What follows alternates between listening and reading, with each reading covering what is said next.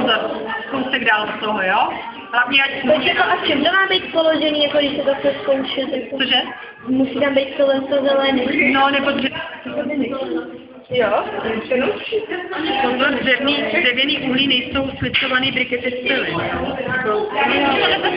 Jak dlouho to brikety, to znamená peliny normálně dříví, nalisovaný do nějakých kostí. Brně, jak dlouho to ještě prostojí? No,